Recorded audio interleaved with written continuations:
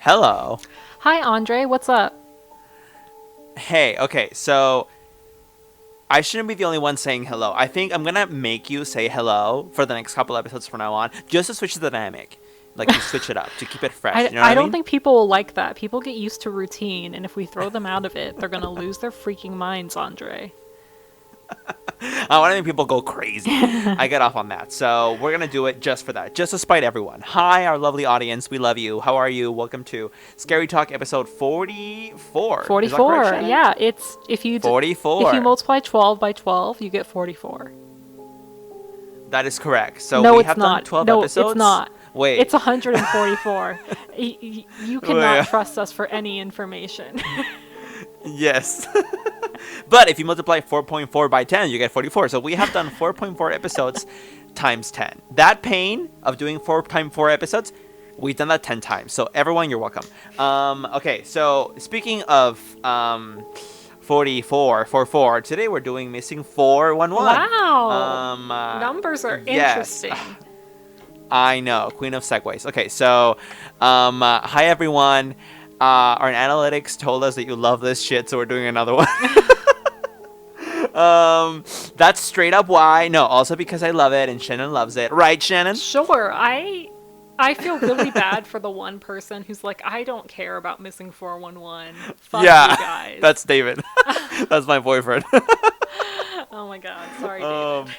I told him like, oh, guess what? Shannon and I are recording tonight. Then I told him like, oh, Missing 411. He's like, oh, and I'm like, you're still gonna listen though, right? Every download counts. Oh my god. By the way, we're getting closer to 15,000 downloads. So Wow. honestly, hashtag shook. I know, and so our audience is definitely growing, and I'm sure this is gonna help, which is good because we want attention and nothing else. So thank you everyone for listening. Welcome to episode 44. Let's get. Oh, before I get started, actually, before we get started, okay. So the other day, the other day, I was driving with my boyfriend around LA, and we found ourselves in this little quaint neighborhood called Brentwood. And I had zero idea. Like, I grew up in Mexico for the first 13 years of my life, so my understanding of like, American pop culture is it's like backlogged basically. And there's a lot of things that I don't know fully, or that don't really like kind of come to me naturally the way they would with someone else. So I'm there in Brentwood, and I've never heard of Brentwood, but I've heard a lot about the O.J. Simpson trial and the murder of Nicole Simpson. Well, I guess it didn't click to me that the house where she died was there, and so my boyfriend and I went there. He was like, "Let's go," and I'm like, "What? It's here?" Like, oh, I was guessing we're gonna have to drive like 30 minutes, and even then, I was like, "Oh my god, that's super worth it. That's crazy. That's like a piece of like American pop culture. I'm gonna experience it." Bitch, we were 3 minutes away, so Oh my god. we drove. The 3 minutes we parked the car on like the street. We get out and we had to like Google image like the house because we didn't know what it looked like. Because, sorry, mind you, we had looked up the address, so we know it was like we knew what number it was, but they hid the number. I'm guessing because they don't want the attention, so they don't put their Yeah. address number out on the place. You know what I'm saying? Like on the wall. So we had to Google like the entrance of the house, and it was like this surreal moment. Like I was walking aimlessly, and I was like, "Which fucking house is it?" And then I Google it, and I look at the image, and then I look to my right, and like the tree of the image is like the tree that's next to me, and I'm like, I like looked around for OJ. I looked behind my back. Isn't he running free? I was like, OJ. Wasn't he acquitted? Yes, I was like, I was trying to be careful. I was trying to be careful. I was like looking here, looking there. I was like, OJ, are you there? Oh, So God. I don't know. I'm being morbid. I'm being an Well, asshole, but it's so crazy listen, because like I know. everyone knows he did it. Like we all just collectively know that he did it and that he's a bad person, and he still got off. Right? I mean, I can't agree more. But yeah, that is what's so crazy and like fantastic about it. That it's like, how? Because Like, America. I mean, because America. But listen, I watched American Crime Story, Horror People versus Story? OJ. Like, American Crime Story. Is that Hello. what? There's something else? Get with the times. Yeah, Ryan Murphy has a spin-off to American Horror Story called American Crime Story. No, you're bullshitting and it's like, me. Yes, I am not bullshitting you. It's just like American Horror Story, but like the budget's higher, I feel like, What? and it's crime. Are you fucking It's real kidding? crime. I'm gonna Google Yeah, this. it's not like a horror series. You're lying. No. And it's not like a parody or like disrespectful of the crime because it's true crime. It's actually like it's a drama series, so it's really good. And what's her name? Oh my god, I'm blanking on her name. Paula. Oh my god. Okay. What the fuck? One of You're actually Yeah, telling I know, the it's a truth thing. right now. That's so I'm telling weird. the truth. What's the name of like one of the main ladies of the whole anthology series? Paula. Why am I blanking on her name? Oh, She plays literally everyone. Oh, I know who you're talking about. Her last name is Paul. Yeah. Okay. Yeah, Paulson. Sarah Paulson. Sarah Okay, Paulson. Paula. Oh my god. Paula Abdul is shaking. Okay, so she played Marsha Clark, Marsha Clark. Hi. And it was really good. It was really good. So anyway, I watched it. I know a lot about it, and it's really fascinating. Well, I don't know a lot about it, but I know everything this series told me, and it's really fascinating. And so I agree, it's really fucked up that things are the way they are. But regardless, I basically visited the Nicole Simpson murder house over the weekend, and holy shit, that was like a little moment for me, because like it's just so weird. I mean, I'm sure it was for my boyfriend too, but like I even told him like, listen, you quite not get it, because like you have lived in LA your whole life, but like it just feels like something to me. You know what I'm saying? You're such a fucking goth girlfriend. Like, that's what you are. Fuck you. He straight up called me, and he's like, guess where I am? I was like, Britney Spears' front porch? Like, I don't know. And he's like, I'm at the I O.J. wished. Simpson house. Oh my god. I'm sure. I bet that call was a little jarring. I can see that. But yeah. I don't. Listen. At least you guys know that you have you have two hosts, right? But like, at least you know that in me, you have a host that is always true to his spooky ways. Okay, if I talk about something, it's because I fucking like it. I fucking care about it. I'm fucking into it. So you'll always get spook vibes from me. I was also holding true to spook because I had just been to Winco and I was carrying 3 bottles of wine and 2 gallons of milk across the store, and nothing is scarier than that. They were all glass bottles. Also, shout out to my boyfriend for not only one being okay with doing that, because he, I guess, is also a little bit into the spook, just like I am, and you know, that's not everyone is. But also just for like, I don't know, like having the, I guess, general knowledge that Brentwood was where it happened, and so when he saw the Brentwood like city limit, he was like, oh shit, oh sorry, the neighborhood like sign, he was like, oh shit, we're here. Like if he had not known that, I wouldn't have seen it. Yeah. So I saw the house. Kind of crazy. Anyway, we were out there. I'm gonna finish the story. We were out there for like a couple minutes, but like as soon as we just like started staring at the property, this lady from next door came out to like walk her dog. I think that was a coincidence, but once she was out, she wouldn't stop staring at us. So it was really creepy. She was like this older lady with her little dog. She wouldn't stop staring at us, and I was like, we should move. Like, we should leave.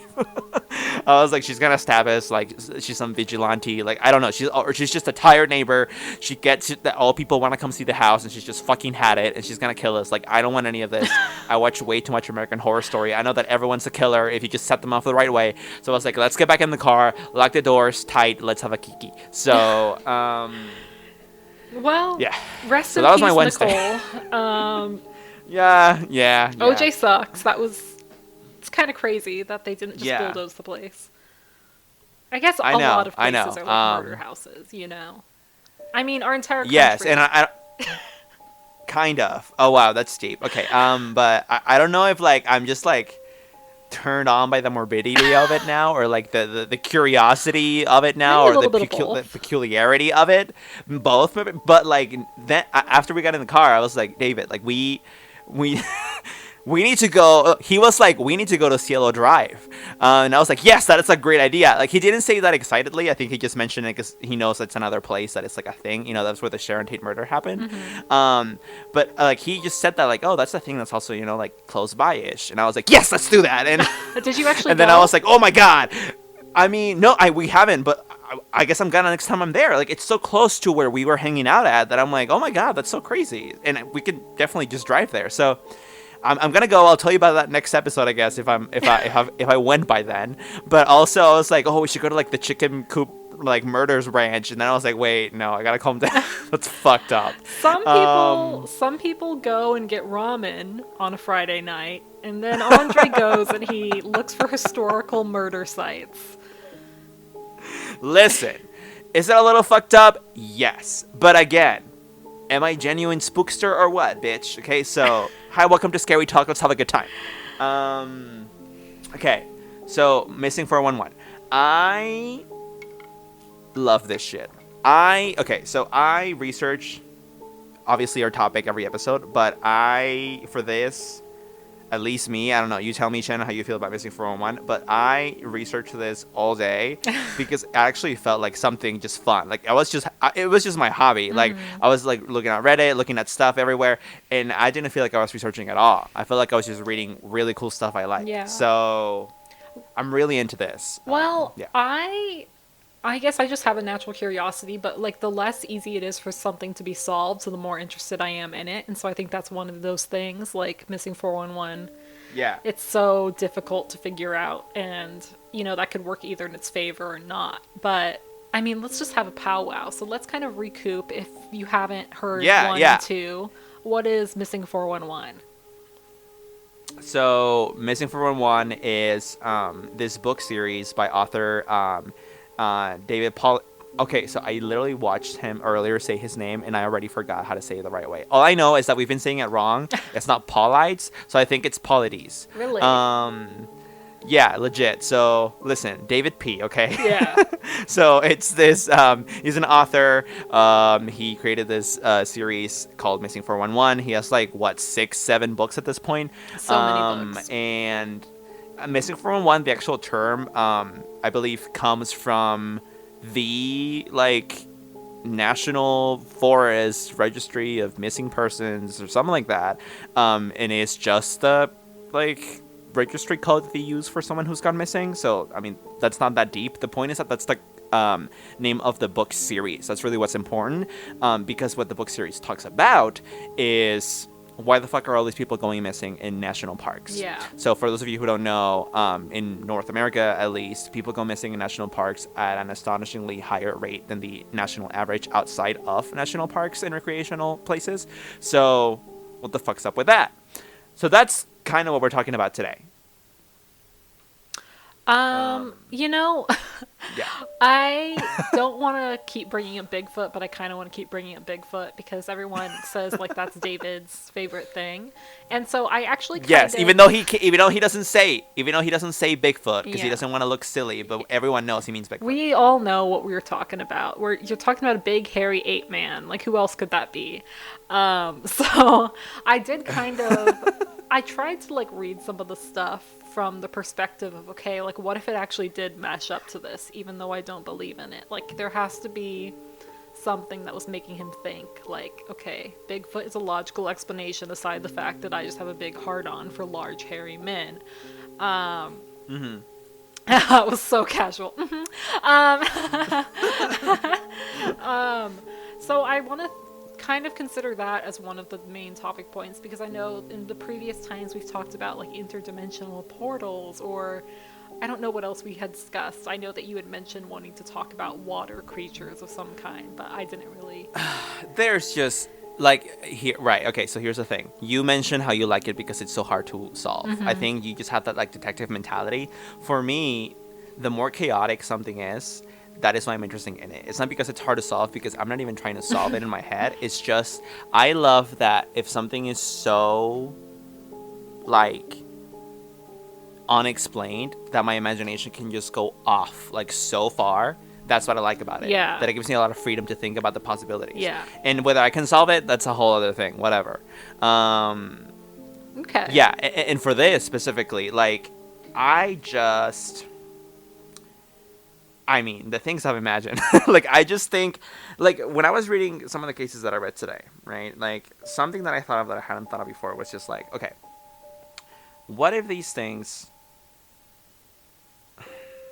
are, feeding on people? What if, I think I actually might have already mentioned this in the second episode, but I'm going to bring it up again. I think the theory that not only are these creatures there to feed off of humans, but that um, they have some kind of protectorate over them. I don't want to say the U.S. government.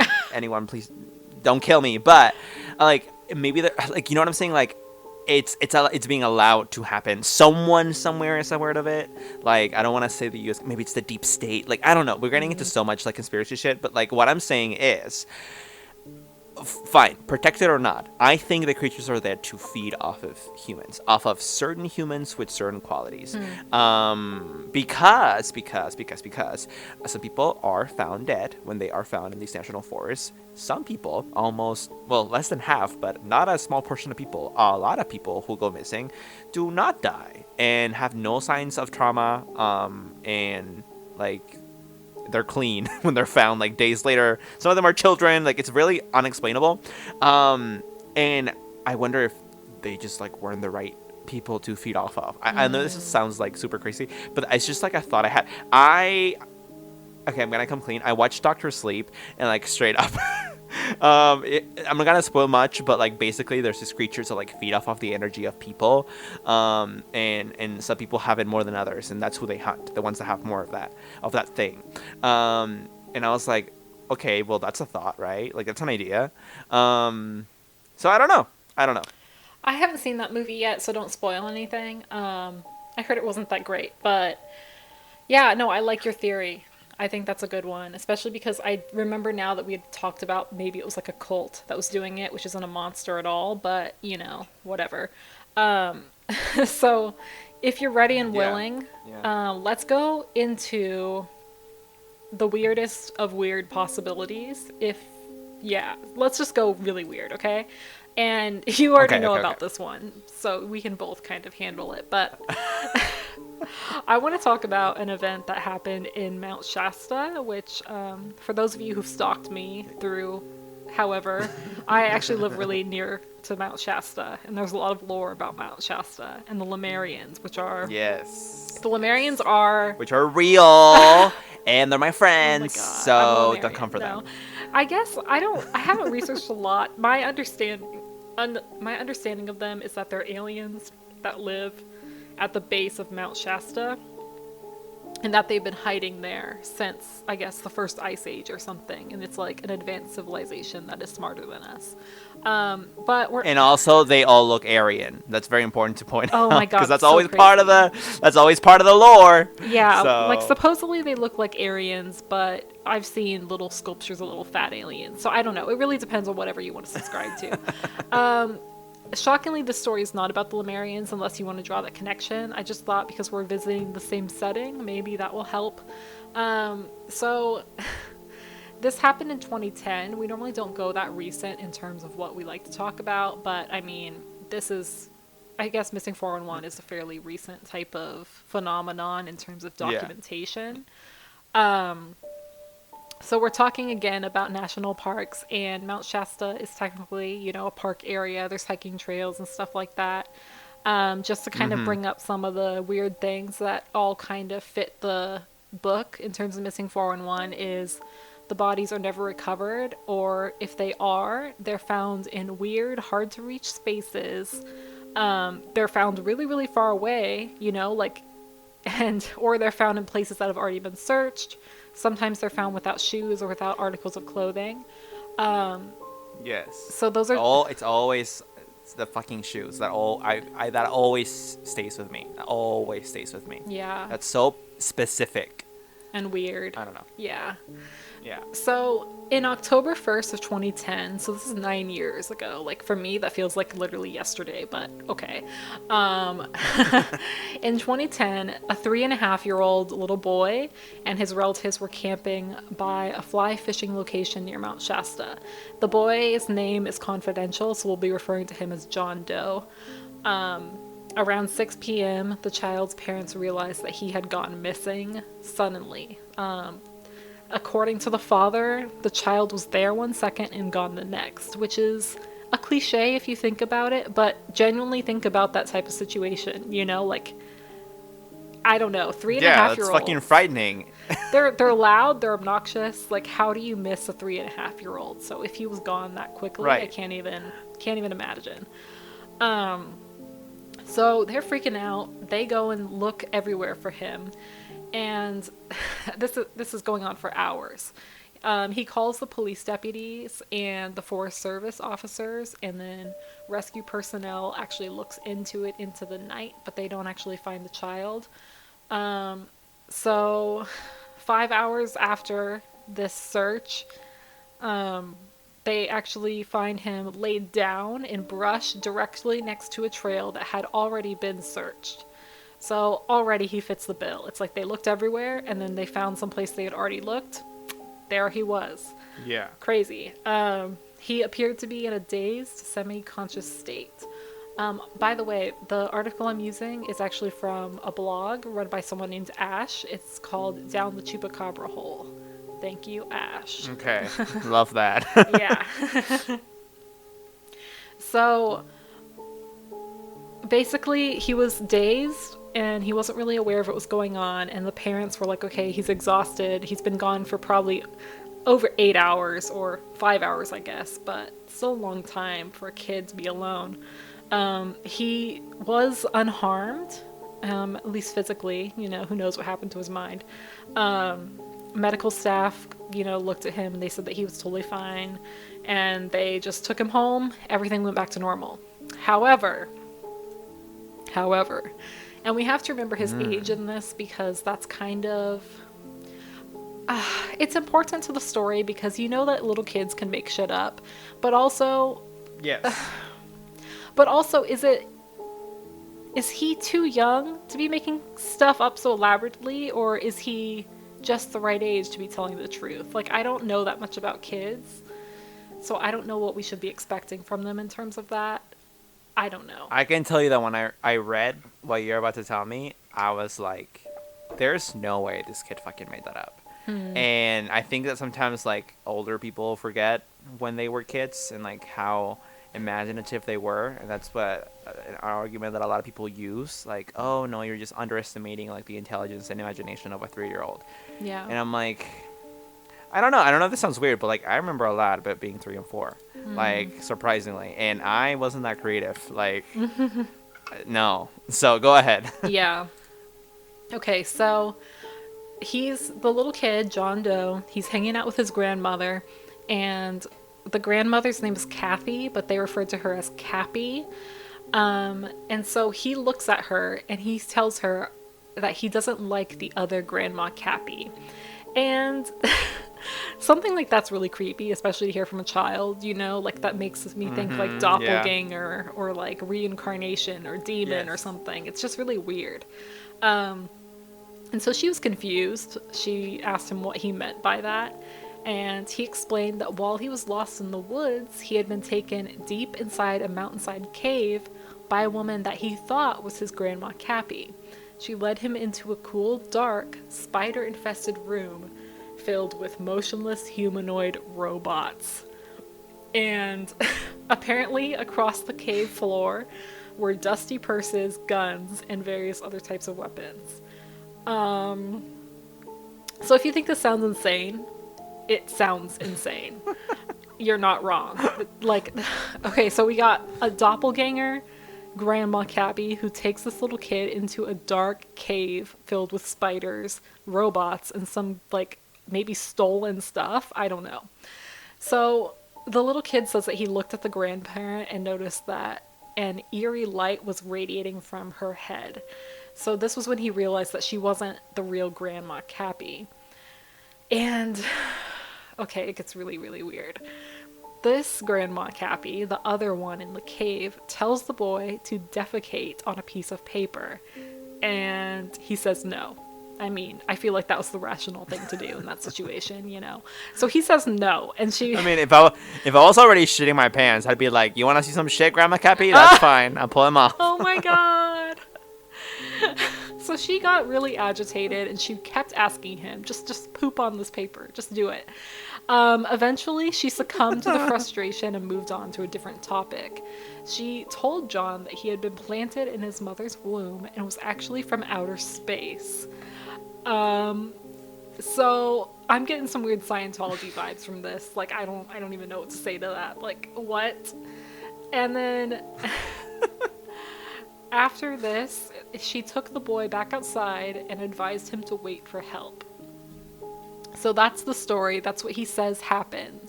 An eerie light radiating from her head. We think it might be like a robot. Maybe the grandma's a robot. Why are there other humanoid robots in there?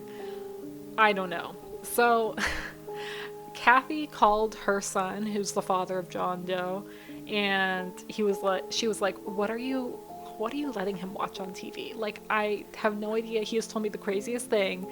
And the father was like, I actually heard him tell me that story a couple days ago. So they kind of just said, like, it's just a kid's imagination. Like, it's scary enough for Kathy because she has to deal with her being a part of the story in some way. Like, someone looked like her and supposedly abducted her grandchild, and that's creepy and weird. And then, yeah, so she actually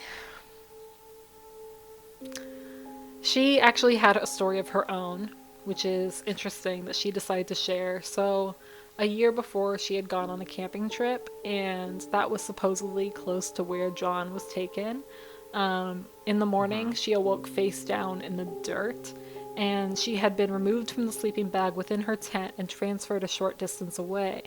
And she says that she felt pain at the base of her neck and found 2 puncture wounds present. The surrounding skin was red and inflamed, and another friend who was there had like the same marks on the back of their neck, and they just kind of attributed it to as a spider bite. And then Okay, listen. If any of this is true, like, do you even have to connect the dots? Like, isn't it literally so obvious what's going on here? No, it's not. What's going on here? You go on. You finish. Robot snakes? I don't know. Okay, so apparently Kathy remembered seeing glowing red eyes peering through the darkness. And then she and her travel companion became horribly ill. They were so sick, and she like drifted into sleep, and she thought that she saw things watching her. Maybe it was deer, and she felt drained of her emotions, and I guess it took her months to feel like herself again. So this is why she didn't really share it. It didn't seem like it was a big deal at the time, but once she had heard about the grandson and his experience, she thought, well, maybe that has something to do with it. And so people are saying, well, it has some of the aspects of Missing 411, but because of Mount Shasta, it could be very much related to the Lemurians. I guess people think that there's like a vortex nearby that creates weird things like UFO sightings. I don't know. And to this day, we don't know who the kid was. They don't want to talk about it anymore. And it doesn't seem like we've ever reached a conclusion with it. But it's crazy, and I don't know what to think of it. So you need to tell me what you think.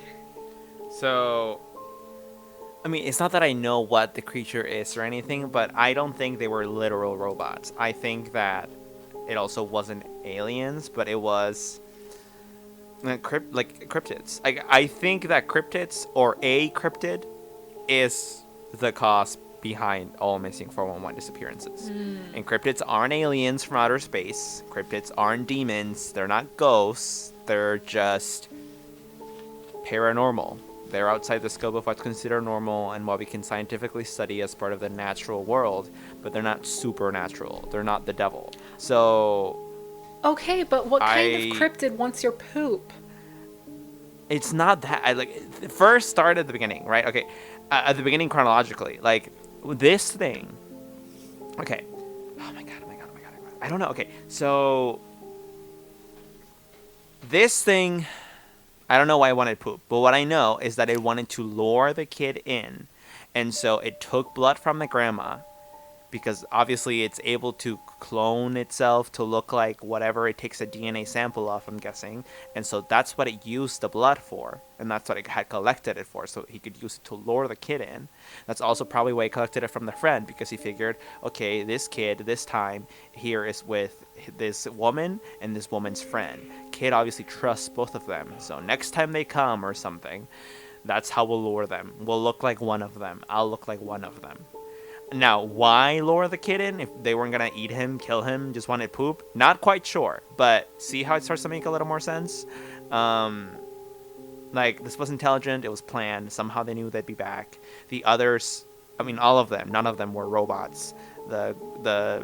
This guy's grandma and the others were all the same species of cryptid. I don't know what cryptid though. Maybe they were Lemurians. Maybe they just look super, I don't know, pale and motionless. And the kid in his 3-year-old brain was like, oh, that feels like a robot, you know, because they don't behave like normal humans. They're so, I don't know, quiet and still. So like, I don't know. Yeah, but it's like something. It's something. I'm not sure if the kid had been camping with her and her friend though, is the only thing, but I don't know. When I feel like the creatures being in there and all the guns and stuff is the weirdest part for me. Like, sure, like you can have a blinking head, like that's fine, whatever. But like, I don't know. Like I was thinking maybe they were like mannequins or something, like literally just mannequins. Like maybe this thing's hoarding a bunch of crap, you know? Like why wouldn't it? That makes it 10 times creepier. I mean, that kind of makes sense. Yeah. Yeah. I mean, even if they weren't mannequins, I don't think the guns were there to be used as weapons. I think maybe those are just the things that he focused on in that moment, but there are probably a bunch of other junk. Like it was literally like Ariel in The Little Mermaid. Like she just had forks and shoes and shit. Like Yeah. I just think that this thing or these things collect things. Maybe they just wanted to collect poop. Maybe that was just gonna be another item in the collection. Or maybe people brought the guns in, but they were eaten and all that remained was the guns. You know, like they went to fight it. Man, that's pretty metal. So Okay, do you want to... that's what I have. I don't know. That's what I have.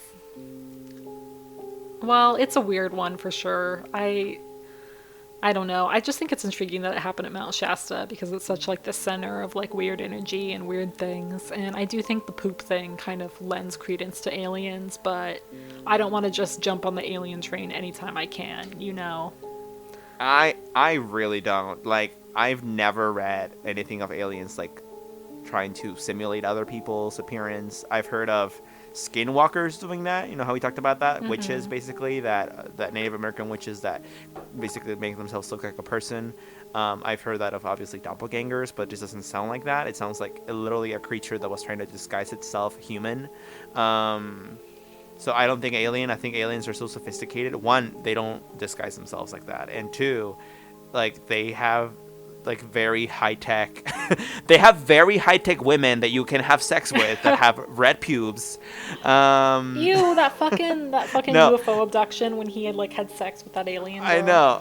Ew, that was so gross. That was like least favorite. So anyway, like story ever. Like they have like needles, like they have the probes. They're not gonna ask you for fucking poop. Like they're gonna take your blood or your semen. Like we've heard about this. So yeah, and also they usually never abduct kids, if ever. Yeah. So anyway, okay, you want me to do one of my cases? Yes, tell me.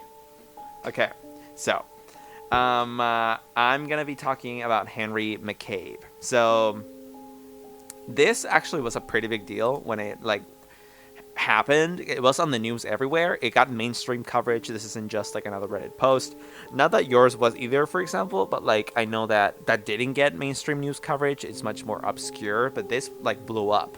So, which is good because I feel like missing 411 cases oftentimes don't blow up like this. Now, when it was being reported, it obviously wasn't called a missing 411 case. I don't know if the media is a fan of that term because it's like too spooky. I don't know, or it's too like tinfoily hat. So anyway, but to me that's what it seems like. So who was Henry McCabe?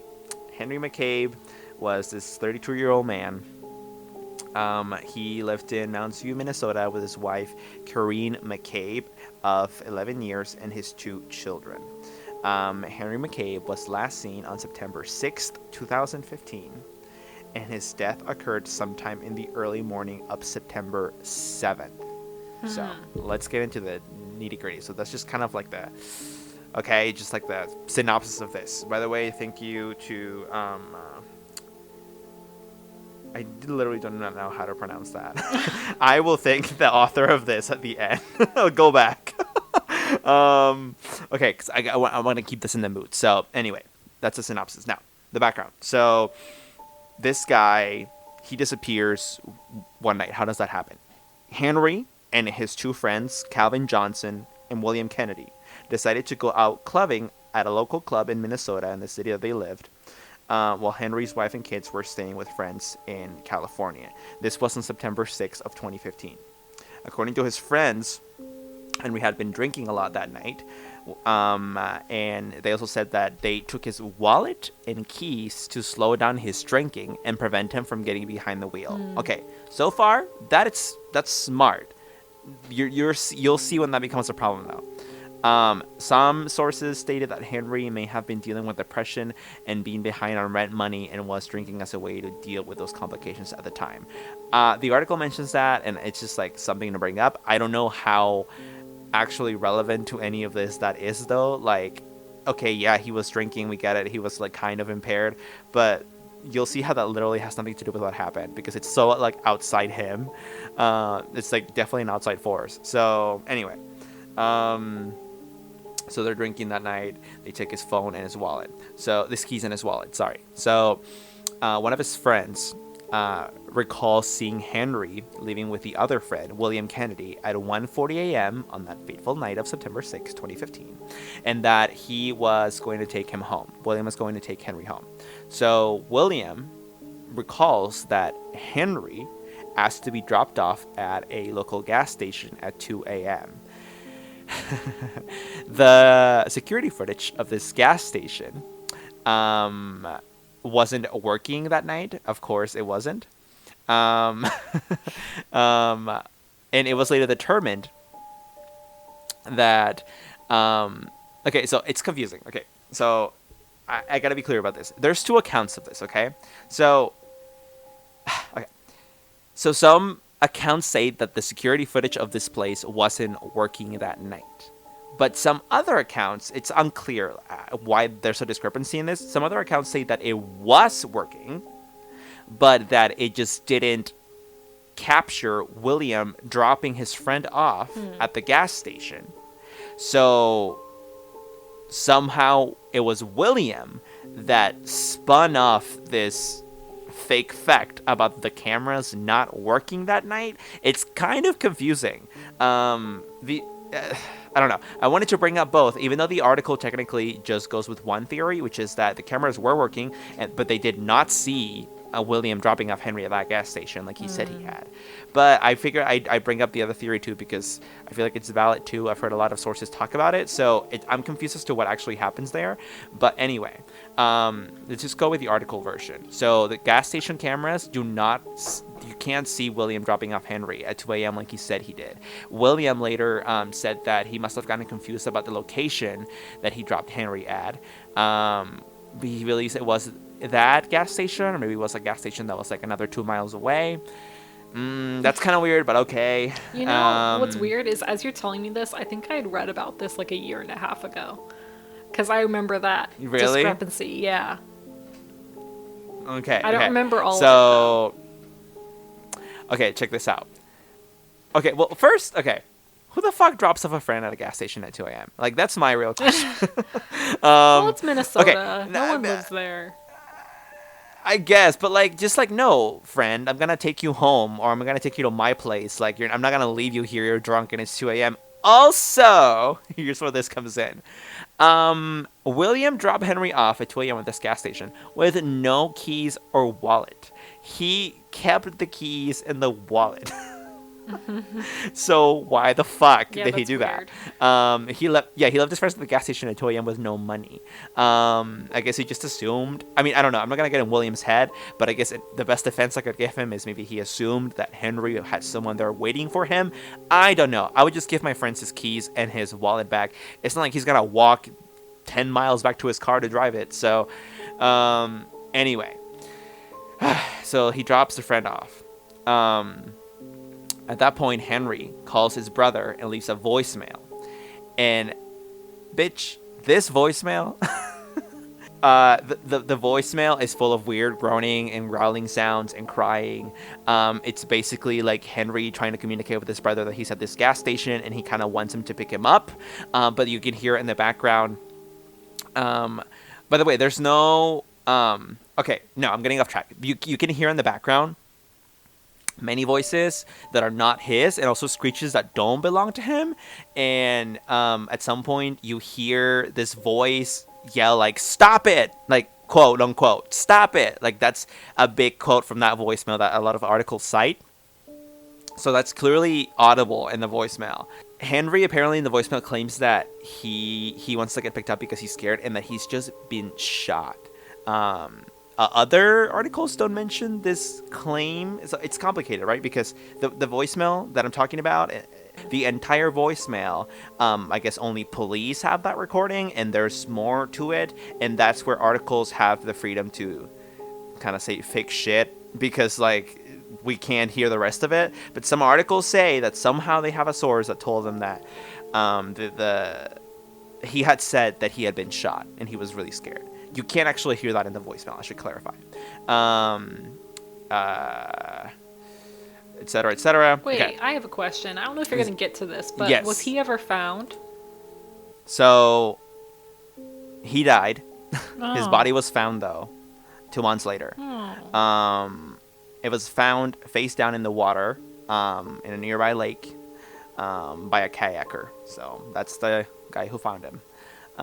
This was 6 miles from where he was last dropped off and in the opposite direction of his house. So, how the fuck did he get there? I mean, he was drunk, but, like, he wasn't, like, super close to the... Like, he had to walk those 6 miles before getting to the body of water.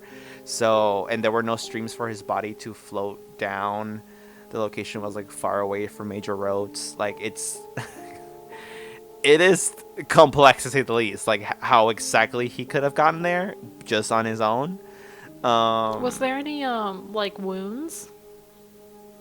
There were no scratches, bruises, or bullet holes, no wounds whatsoever. Interesting. So, yeah, the coroner declared that it was an accidental drowning precisely because there were no injuries to the body. So, I mean, the FBI got involved in this case, which I think adds to the suspicion. I think it's really interesting. I mean, it's possible that they're holding information from the public since it's still an active investigation, like, 4 years later? But, like, why does the FBI get involved in an accidental drowning? That's what I want to know, you know what I mean? Because if it really is an accidental drowning, then why is the FBI looking into that, right? That seems like really petty and small for them to be looking into, unless there's something else that we don't know. That's what I take away from this. But what do you think? Do you think this was a cryptid? What happened? What's your theory? I mean, I certainly don't think he was fucking murdered, right? There's no fucking signs of that. So, and okay, so here's the thing. Funny enough, some people do think that he was murdered. Interestingly enough, even though there are no like wounds or trauma to the body, by the smiley face killers, which were a group of serial killers who would take typically college age boys and heavily intoxicate them and then waterboard them in the back of their trucks and then dump them into lakes. And they were popular around that time.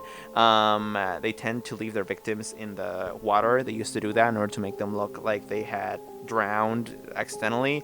Okay, that is great, but usually these cases, because I remember looking into the smiley face killers, one, there would be a smiley face left somewhere near the site of the murder, as to like kind of tease police. Think of like the Zodiac murder letters, but instead it's that emoji. It's very 2015. So, and also like the reason we knew they tried to make it seem like accidental drownings is because they failed. That's how we know they tried, because they failed. Because I mean, yes, they looked drowned and they didn't have like scratches, wounds, etc. They would like poison these men. Henry wasn't poisoned, so what's up? Yeah. So I do not think it was the smiley face killers.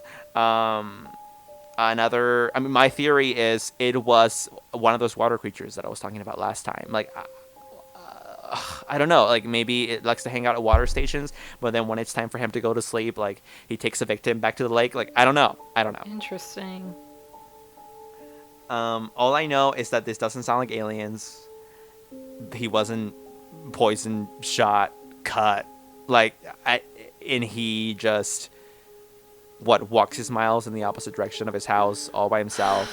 That ended up in a lake when he was like close to like it wasn't close to any major roads. Like he just like and what like drunken stupor do you have to be that you after being lost and like the adrenaline kicks in because you're like, oh shit, I'm lost, I'm in the middle of fucking nowhere. Like I feel like you can be pretty like fucked up because you drank a lot, but if you're tell me yes or no, if you're in that kind of situation, your brain's kind of gonna like wake you up, you know what I'm saying? Like I mean, I've heard that people who are like, I mean, especially a lot from like girls. I remember a friend once telling me like, yeah, like I can be pretty drunk or whatever, but if I ever feel like I'm in danger, like some creepy dude or something, like my brain will just like wake up and I'm no longer in that stupor. And I'm like, I feel like that is what happens. That's how adrenaline kicks in.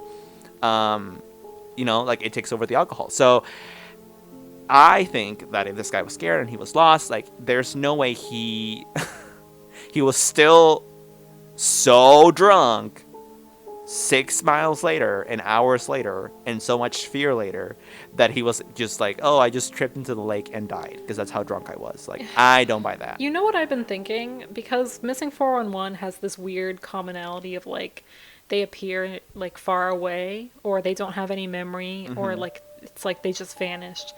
Yes. Did you ever see the movie Bird Box? Yes. Okay, so that's like an invisible creature, right?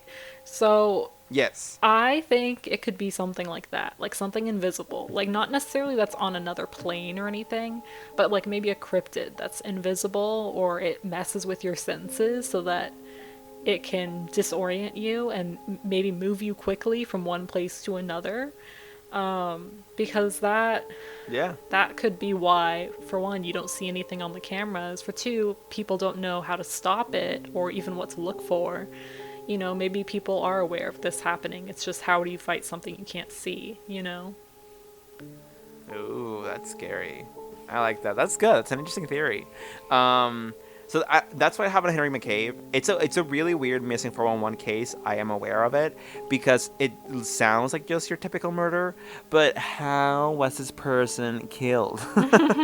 And even right, like so, it's not a murder. And okay, fine. Then it was an actual accidental drowning, right? I mean, the guy wasn't hurt, and he was in a lake, and he was drunk, so obviously he just fell into the water.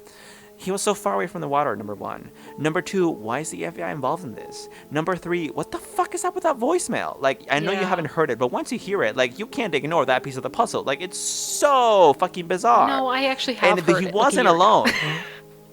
Yeah, like, there were other voices in there. Yeah. So, like, obviously something was going on.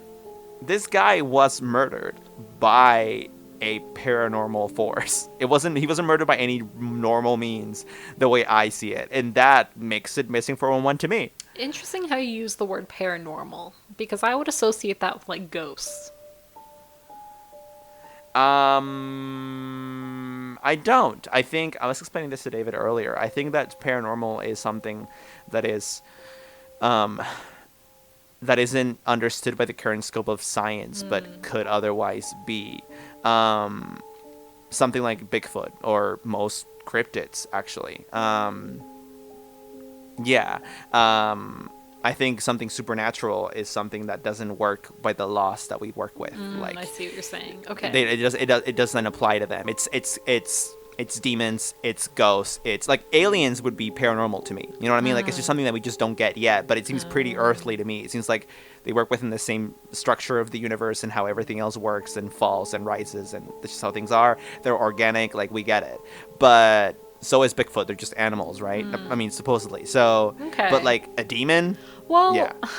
If you put it that way, then maybe I do think that whatever's doing the missing 411 stuff is a supernatural thing. Because Interesting. that makes more sense to me because it's so strange and it's so weird. Like, I think there's a reason we can't explain it, and that might just be beyond the scope, like it might not be something that we can ever explain. And I think the Yeah. reason is I mean, yeah. because, like we said, like we've studied cases where people end up literally in like the tiniest crevices in a cliffside. Like, how is there a rational explanation for that? Like, I know. I hate thinking about that. Yes. Okay. Give me your next case. okay. I hope I can get through it. Let's see. So this is one that I was thinking about in terms of Bigfoot. So bear with me here because it's a stretch, kind of. So Okay. this is from Mysterious Universe. It's an article by Micah Hanks called "Missing Boy Rescued in Eastern Northern California Says He Hung Out with a Bear While Lost for 2 days." That basically gives it away. But what else is there to say, really? So this little boy was hanging out in his grandmother's yard, a 3-year-old kid. It was near freezing, the temperature, and his name was Casey Hathaway, and he was gone for 2 days, lost in Craven County in eastern North Carolina, and they were searching for him. He had been playing with other children in the yard on the afternoon, and then they found him half a mile from his grandmother's home. That's not that far, but he is 3, so half a mile. Yeah, and it's freezing too. Yeah. And he was gone for 2 days. 2 days, half a mile away. A local woman was walking her dogs and she heard a child crying, and so that's kind of how they found him. So they found the baby stuck in a tangle of vines and thorns. I still consider 3 a baby, but that's just my opinion. And he was quiet, and he apparently just wanted to watch Netflix. So that's pretty chill.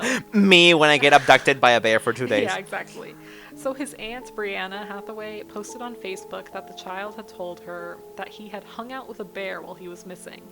And she said God sent him a friend to keep him safe. So here's the thing. A bear. He hung out with a bear. No.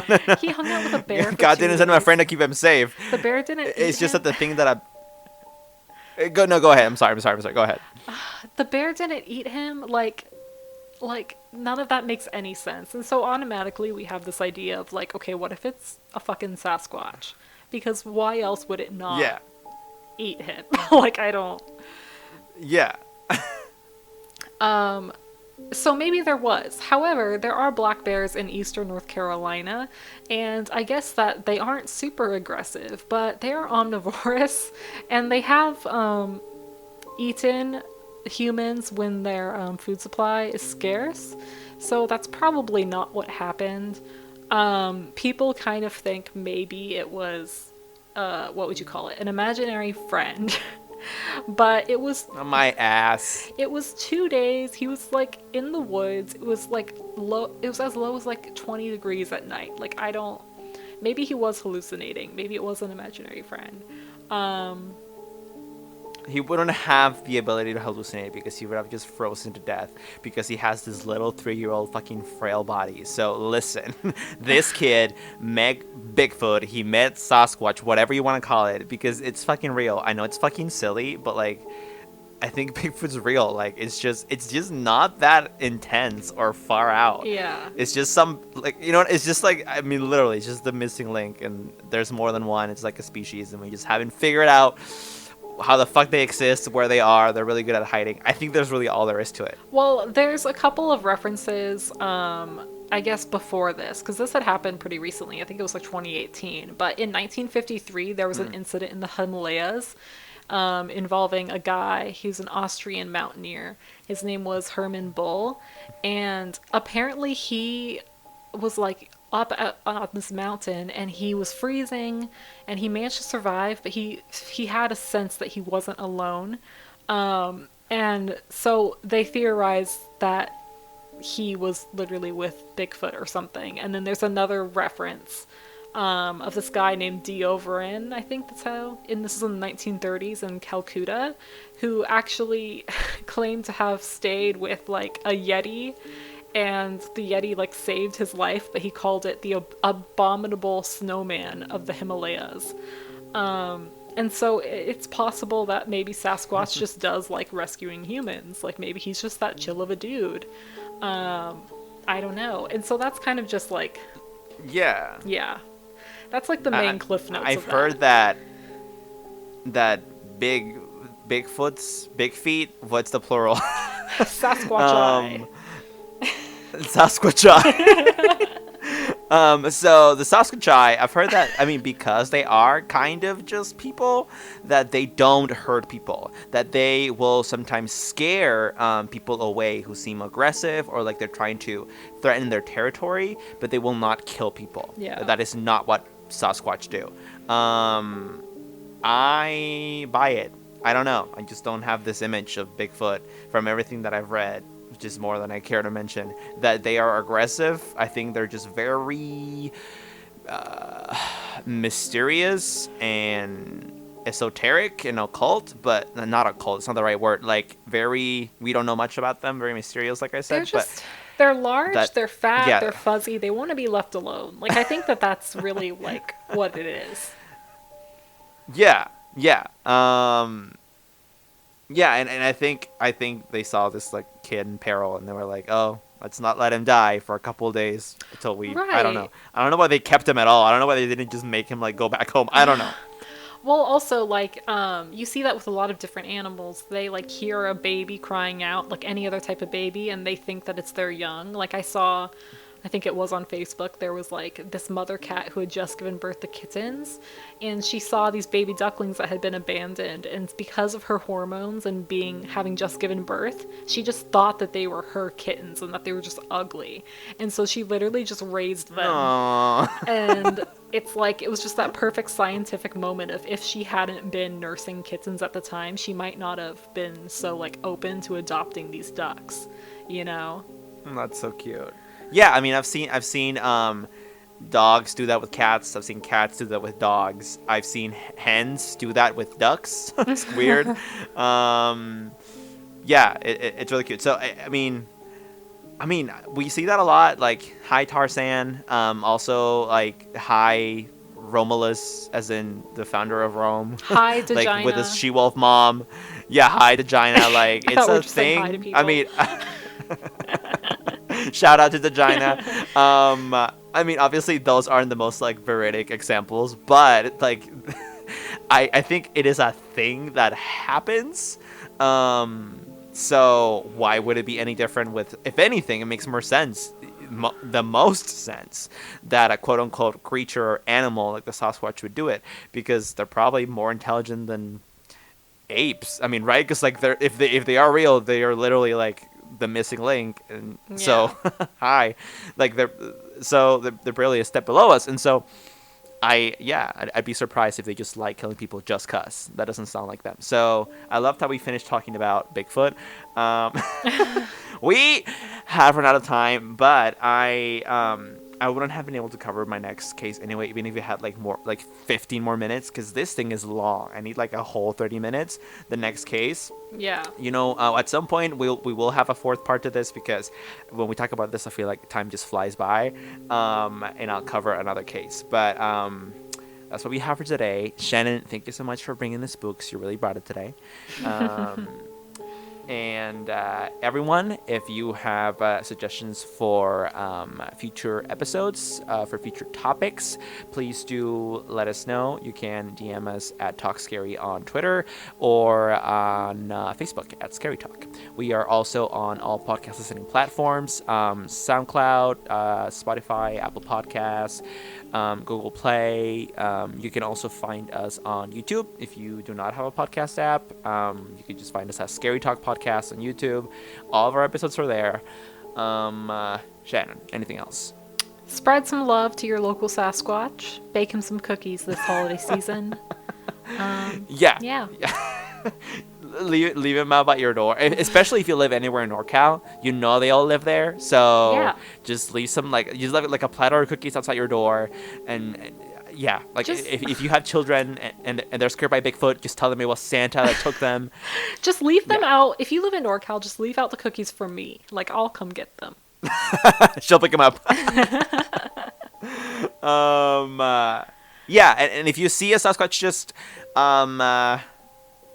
them a hug. And if they don't want to, just walk away. Don't bother them. But I mean, really, they look like the kind of people that just like hugs. Just big and fluffy and soft. So And just I don't don't know. hug a bear. Please don't try to hug a bear. Just don't hug an actual bear, though. Yeah, complete misconception. Teddy bears are fucking stupid.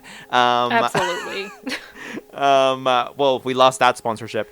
Okay. Everyone, thank you for listening. We will see you, for episode 45 next week. That's special. Yeah. Don't have any large I meals before think it's bedtime. time. I think it's time, Andre. For what? No, it's just it's fine. Go ahead. You mean I've said like 10 goodbyes? Yeah, we said goodbye like 12 times. I just really want to leave them with a good taste in their mouth. Whatever. Large meals, my ass, vagina. Good night. Bye. Goodbye.